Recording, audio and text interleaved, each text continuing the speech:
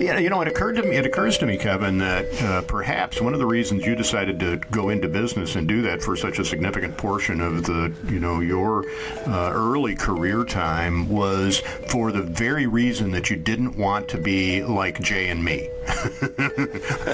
You might have said, I really like the idea of public service, but not if they're doing it. There's something definitely wrong there if those two guys are allowed to be in positions of responsibility.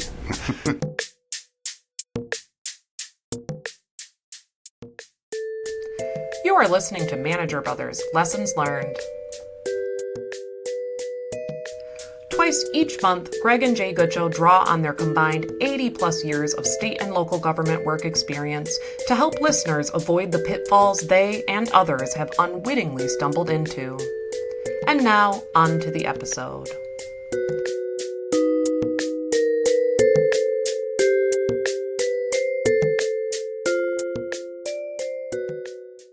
Well, welcome everyone to Manager Brothers Lessons Learned. This is Jae Guetschow. And this is Gregg Guetschow. And we have a special guest with us this morning. He's not that special. Not that special? Well, we don't want him to hang up before he has a chance to speak. So I will introduce our youngest brother, Kevin Guetschow. Welcome, Kevin. Thanks for having me. It's good to be here. Yeah, well, the reason that we've invited another Guetschow to join this conversation this morning, we thought we'd take a break from the previous two episodes dealing with contracts, and we would go back and visit a little bit more on how Gregg and I got into this profession, but then expand this into our other three siblings who also were engaged or are engaged in service-type professions. Anyway, we thought that might be worth exploring for our listeners. Yeah, our thought as we were talking about it was to think about public service as the family business. And correct. So I think that we just wanted to give some different perspectives on how we all got that to that point. Yeah, and to kind of go through the chronological order, I guess, our oldest brother, Russ, had a career with what is now the Michigan Department of Health and Human Services, where I had my first career of 32 years. Our sister, who unfortunately is no longer with us, was a registered nurse for her career. Gregg and I, of course, are both most recently involved in municipal management, and then our youngest brother, Kevin, is a pastor. In the Methodist Church. I wasn't sure how specific he wanted to get. Well, I was going to leave that up to him. I'm going to leave that up to him. Okay, so. All right. We'll cut that part out, Kevin. So, brothers, if you're going to get specific, then it's the United Methodist Church. Okay. Let's not muddy the waters. Yes. Yeah. Well, yeah. They used to be First United Methodist or something, so they've dropped the first apparently. Well, no, the first was the first. Now, this is interesting because you don't see this very often. But the first, it was an indication that was the first Methodist church or first church of any denomination that was going to appear in a community. You would rarely see a second, but I remember I think I saw a fifth Presbyterian church in a community one time. Wow. So the whole idea was you're just numbering them. Whoever got there first was going to be named first, and then the second was Second Methodist or whatever. Well, that's very, very original, but anyway. Maybe, I don't know that we ever got to the point where somebody would be the last Presbyterian. Exactly. The last Baptist church. But exactly, yeah, if they had an ordinance to restrict how many churches they could have, so. It's not like gas stations. I'm certainly glad that's not how our parents chose to name us, the first. Well, that's true. So it's a good segue into looking at how we got into these professions, these service professions, anyway. And I'm suggesting that we actually look back 2 generations. Our grandfather, Guetschow, was a carpenter, And during the Great Depression that started in 1929, carpentry jobs were hard to come by. So our dad's family it consisted of our grandparents and, of course, 4 children. I have to think likely struggled, and some of the just some of the stories that I've heard about and I remember. My grandfather would go to the railroad yard and help unload coal cars in order to bring heating coal home to heat the house. Anyway, so that was one story, and another one that I remember Dad talking about too was that at the end of the day, Grandpa would go to the local bakery and wait in line for the day-old bread to come back from the stores because it was sold at a discount. And so he would wait, however long it was to get there, and he always brought home bread, and Dad said he could remember on occasion that the bread was still warm. And I always thought, wow, that really jerked at my heartstrings a bit, because it meant that baker was not going to turn anyone away who needed bread. Mm-hmm. And even though it wasn't day-old bread, he was bringing it right out of the oven. He was selling it as day-old bread, so I really appreciate what he did in that instance. So anyway, so that's just a couple of stories, but where this is going, our grandparents instilled in our father and his 2 brothers that one of the things they observed during the Great Depression was that mailmen always had jobs. They never lost their jobs, and so our dad and our 2 uncles all had careers with the United States Post Office out of Kalamazoo, as it turns out anyway. So that Dad obviously took up some of the trade of carpentry that he learned from our grandfather, but let that go by in order to take what was considered a more secure job with the post office. That appointment to that position came while he was serving in the Navy. Right. So he had, and it was during World War II. He had made application, taken the civil service exam, and the appointment to that position came through while he was serving, and in those days during the war, that was a job that was held open for him. So he knew when he got discharged from the Navy that he had a job waiting for him when he came back. Correct. So the question, and I'll stop talking long enough for the 2 of you to maybe interject some comments then, is, how did this get instilled in the 5 of us children to continue the tradition, I guess, of service and work in the service industry, I guess. Kevin, I'll let you go first. Oh, great. Thank you.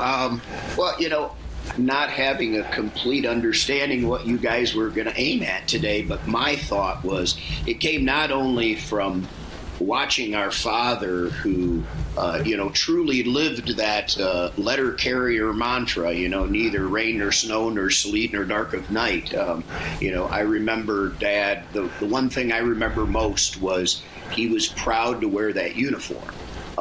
Yes. I also, his shirts were always pressed, his hat was right, but then when really where I learned the most was when Dad retired after 30-some years, and at that time the Kalamazoo Gazette did a bit of a story on him, and then you found out that it wasn't just him delivering the mail. He got to know all the people on his route. Right. Right. He truly cared for and served those people. But then on top of that, our mother, while she didn't work out of the home very much, she was always involved serving through the church and the school and band boosters when you guys were in band. So I think for me, it was just modeled for us. It was part of our family life. Dad would sometimes come home and tell stories of his day, and of course we all knew what Mom was up to. So In my mind, I think that's how maybe this came to be instilled in me. So. Yeah, do you remember, and this is for either of you, I don't remember ever anything explicit being said about what kind of careers we ought to pursue or what kind of orientation those careers should have. It was certainly instilled in us that we were going to go to college. I never knew I had a choice, and I don't think probably any of us did. That was just automatic that we were going to go to college, but I don't know that anybody ever said, and it's for the purpose of studying this, or it's for the purpose of getting a public service career, or if you go into public service, your opportunities to have a good income during the next depression will be better. I don't remember any of that kind of explicit discussion.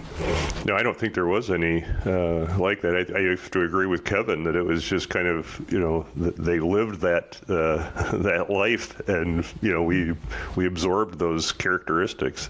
Yeah, I can remember, and I don't know how old I would have been, but probably my early teen years, when I would think about not necessarily a specific career, but think about what I would do when I grew up. I knew two things, and I've known this then for most of my life. And one of them was I wanted a job where I did not do the same thing every day. I wanted a job that had a lot of variety, so it was unlikely I was going to be a letter carrier for the post office. But I also knew that it was going to be public service. I wanted a job where I was going to be involved in serving others. And so going into business was not something that really ever occurred to me. That just wasn't what I envisioned when I saw possible careers. It took me a while to figure out what I did want to do, but I always kind of had that in the back of my mind that it was going to be a career in service.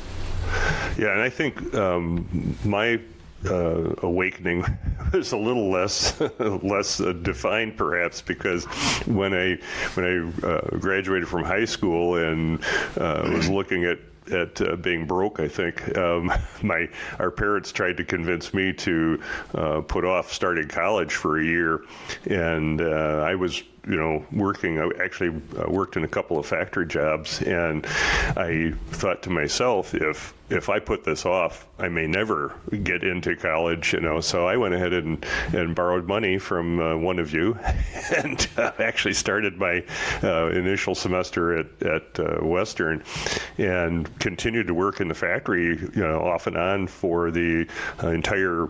Well, it ended up being 4.5 years for my undergraduate education.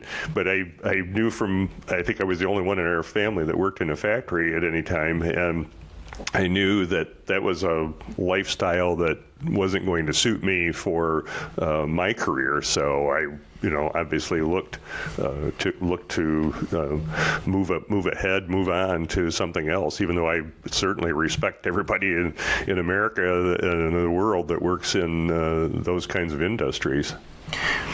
Kevin, just to kind of turn to you, your path to your current occupation had some twists and turns to it. How did you, what were the decisions you were making that got you where you are today?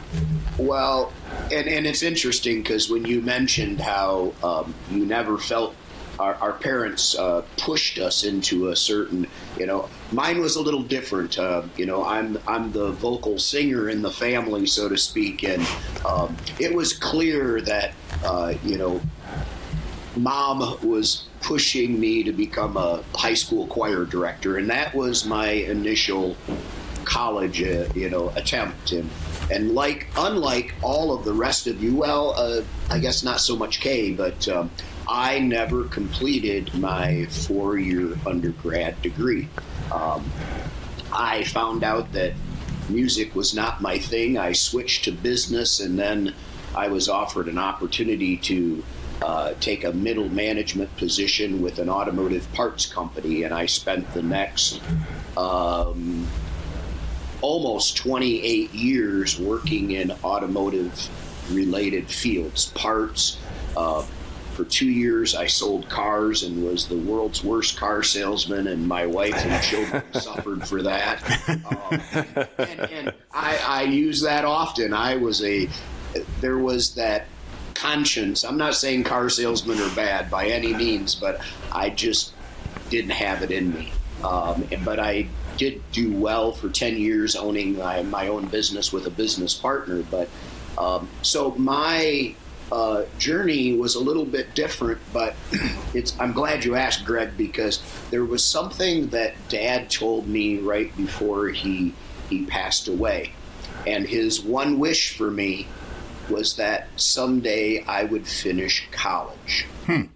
And while I never did go back to Western and complete my undergrad, my journey into ministry with the church allowed me to complete the equivalent of an MDiv degree in ministry. So I, unlike the rest of you, I went back to school at age 49, and now I've been in ministry for the last 14, finishing up my 14th year. So again, I think all of us were called.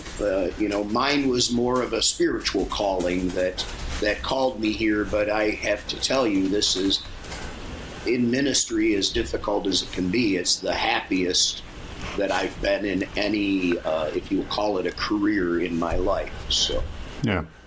One of the things, I'll interject here. We'll come back to the kind of the thread that we're on here in just a second. But I was thinking that, Kevin, as we get further along in this conversation, that there may be some value in thinking about the similarities and differences between the local government management careers that Jay and I have had and your running, a church or being a pastor, heading up a different kind of community. It's something that I've remarked about over the course of my career, and so kind of be thinking about that. We may come back to that point here as we get a little bit further along.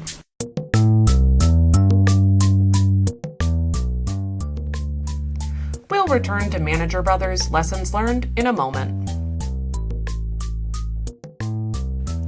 Do you have a topic you would like Greg and Jay to explore? Are you interested in being a guest on Lessons Learned? Do you have comments about this episode?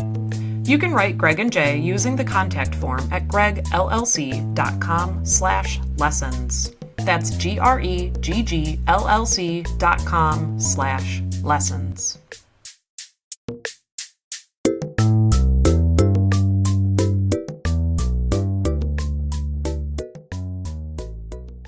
I mentioned, I think that while I had an idea that I was going to go into public service, I really didn't know what that was going to look like. And I had gotten through probably, Kevin, about the same point in my undergraduate career as you did, without a clear sense. You had a clear sense of where you were supposed to go, but didn't go. I didn't have a clear sense as to where I was going to go. I was majoring in political science, a double major going in political science and sociology, and really didn't know what I was going to do with that. I had been working that entire time at a hardware store, which was, and I've remarked in those days, and this would have been in the early 70s, you could work as a clerk in a hardware store and pay your way through college at the same time, meet all your living expenses, and get married on top of it. And so, I don't think you can do that today. And so, I had the luxury of not having to have in mind where I was going to end up career-wise. But I think it was in my last semester of my undergrad, and there was a presentation of short film, and without going into burdensome detail about it, just to indicate that during the course of this film, I came to the realization that what I wanted to do with my career was to make cities better places in which to live. And my initial thought was to go into urban planning. I mentioned this to one of my political science professors, and he said, no, you really ought to think about city management. Western had just started up a public administration program at that time. And I said, no, that's not what I want to do. And then about a year later, after having taken a little time off, that's what I enrolled in, and that's where I went, and that's what I've been doing ever since. Yeah, and I've said this before in our podcast, that it took me a while to realize what I wanted to be when I grew up, because I spent my first career, 32 years, with what is now the Michigan Department of Health and Human Services. But there was kind of a few awakenings that occurred, along the line. I became exposed to, municipal government as first an appointed official and an elected official. And similar to Kevin, I went back to school for my master's degree in public administration when I was 50 years old. So it was kind of like, even though I had a bachelor's degree before that, I wanted to have an encore career that was in municipal government. And I'll just interject. I as well went back to college at about that same age. I think I must have been 46 when I started my PhD program. So that had absolutely nothing to do with career. You don't need a PhD to be a city manager. In fact, it might be a hindrance to being a city manager. But so we all went back to college in one form or another later on in life. Well, let's take up this question that that I raised, Kevin, since you're the guest here. What do you've heard a little bit about the work that Jae and I have done. What are the similarities that you see in being the pastor of a Methodist church? Of a United Methodist Church, and some of the work that we do in our communities. Well, I think real clearly a similarity is, we are both careers, if you'll call them. We work with the community of people. You in your city government, my assumption is you are trying to make life for the residents of that community better by making that community a better place to live and work and so on. And in the church, it's similar. I am trying to spiritually enliven a church, a community of people, to not only grow and better their lives, but to allow those people to reach out into the community in which I live, to enrich the lives of people that don't yet know who we are. I think another thing that kind of came up from a recent review that I had to go through was in your city government and mine, a lot of what we do, I think, is meeting people's expectations. We're working with their expectations.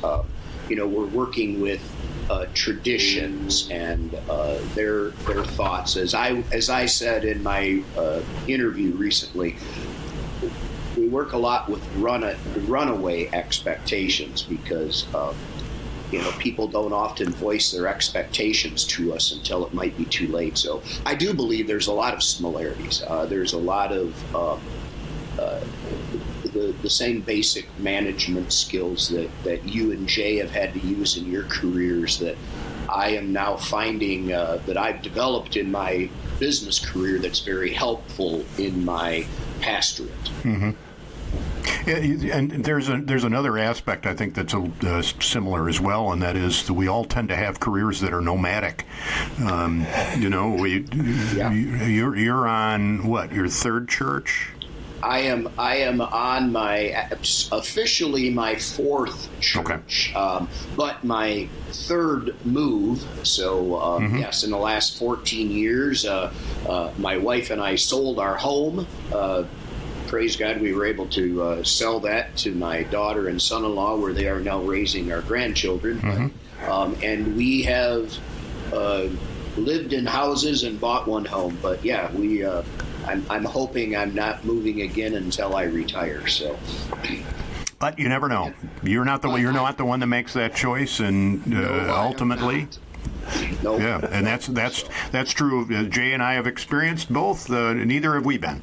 Right. But I'm determined I'm not moving again. If I get to the point where I can't live here any longer, I'm just going to fall into the ravine behind the house. So, Kevin is still is not employed by him or for himself by himself. Right. And so we have that advantage. We now have a little more control over whether we're going to stay or move or whatever. But, correct. Yeah, it occurs to me, Kevin, that perhaps one of the reasons you decided to go into business and do that for such a significant portion of your early career time was for the very reason that you didn't want to be like Jay and me. You might have said, I really like the idea of public service, but not if they're doing it. There's something definitely wrong there if those two guys are allowed to be in positions of responsibility. Well, this sounds awful lot like us evaluating our positions as siblings in the family. I'm fourth of five and Kevin's fifth of five. So yeah. Well, I can tell you this, that was probably never in my mindset of why I did what I did. Getting into the automotive world just happened to be an advancement that came to me. I can tell you that when I decided to leave the automotive parts end of the business world and to become a car salesman, that was truly money driven. My mind was set that I could make really, really good money doing that. Mm-hmm. And my bank account during those 2 years and those little funny IRS reports we get speak differently. So that was not a good move. But no, it was never, I don't want to follow in your footsteps. So yeah. Well, in that respect, I presume you did not go into the ministry for the purpose of making money. Absolutely not. No, that is correct. As a matter of fact, my very first appointment was the least amount of money I had made in nearly 15 years. Mm-hmm. So, the ministry is not about the money. That was truly about, I found along the way my desire to care for and to serve others. So right.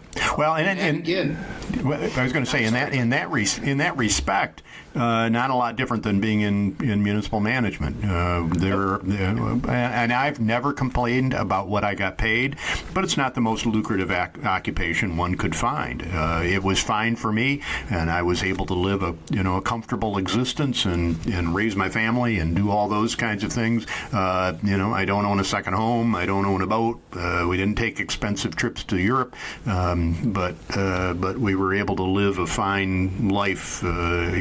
Getting paid enough is in my view. Well, and I think just if we're going to get close to wrapping things up here, I always think in terms of our careers, we've had different obstacles and different paths that we've taken, and I still remember. I don't know if he said it in so many words or not, but Dad would say, think of these as learning experiences. So I'm not sure what I've learned. We're still learning. We're trying to, anyway. Once we figured out we're not doing any more podcast episodes. Perhaps. Kevin, before we wrap up, this is a good opportunity while you've got us on the spot here to ask us all the questions you always wanted to ask us that relate to whatever it is that you think is important that our listeners might want to know. Oh, boy. Wow. I have no questions to ask of you guys. I really don't. So we've been that thorough. Well, we've humiliated him. We have browbeat him into submission.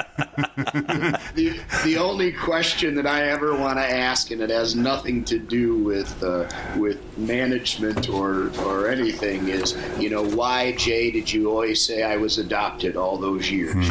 That's my only question. I mean, I was or you were? No, that you said I was. So. Oh, well, because you would think I was 6 years old when you came along, and you would have thought, because I could remember a lot of things that happened before I was 6 years old, you would have thought that Mom and Dad would have at least mentioned that they were expecting another child, or I would have noticed that Mom was pregnant.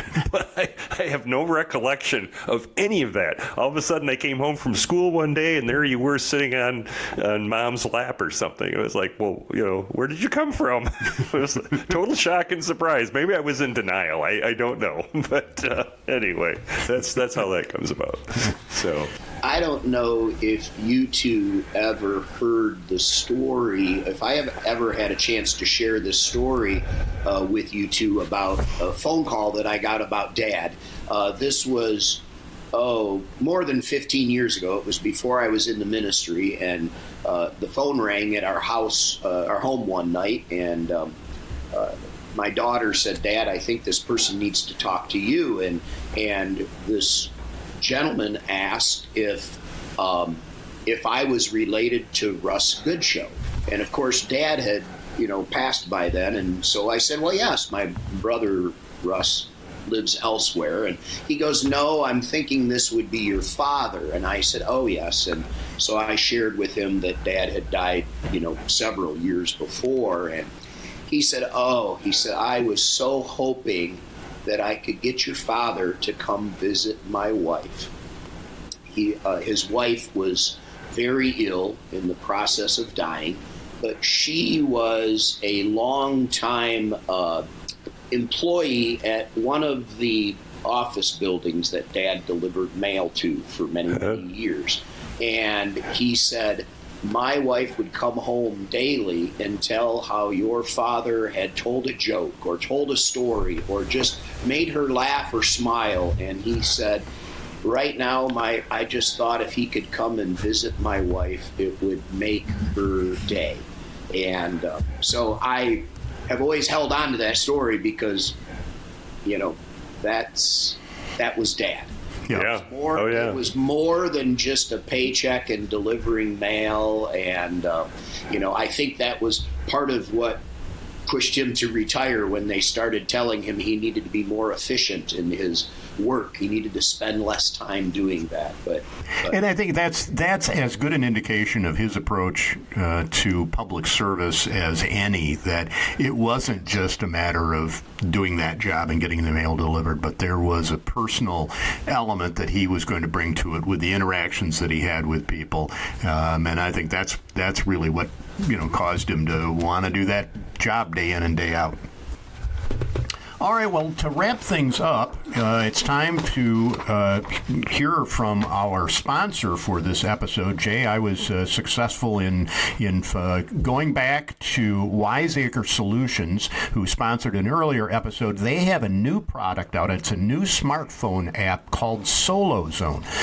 Solo Zone was inspired by the frustration many people feel when daylight saving time begins and ends. It's easy to reset your alarm clock. It's another matter entirely when it comes to resetting your body clock. Well, Solo Zone lets you leave daylight saving in the past, giving you your personal time zone.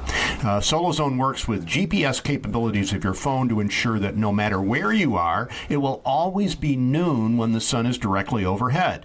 Information about your location is continually updated and stored in the cloud. Any Bluetooth and Wi-Fi connected devices you designate will have their clocks adjusted to your personal time. Solo Zone works with all major calendar apps to automatically reset appointments scheduled by others to fit your personal time zone. Now, this is the best part. These and more features are available for just $6.99 per month, but for $9.99 per month, you can get a subscription that covers all the members of your household. So you're all roughly on your own zones, but presumably they all kind of work in harmony with one another. So So if this appeals to you, look for Solo Zone in the Apple App Store and Google Play Store today. That having been said, on a more serious note, we will look ahead to our next episode. We're going to return to the discussion of municipal manager contracts. We've done 2 episodes on that, and we want to come back to that and follow up with some more details on what ought to be in contracts and what ought not to be in contracts. So I invite you to tune in for that episode again. Yes, I agree, and we want to thank Kevin for sticking his neck out and joining the 2 of us this morning. Putting up with us for all these years. Yes, we can apologize now for that over the air. That's not an apology. It was just an acknowledgement. Oh, okay, so we're good. Okay. I'm living without regrets here. Well, very good. We'll let him have the last word. Thank you for letting me join you 2. It was great. Great time. Yeah, this was fun. We won't do it. We won't do it again, but it was fun. Absolutely not. Once is enough. All right, that's the way I feel about it. All right. Have a good day, both of you. Take care.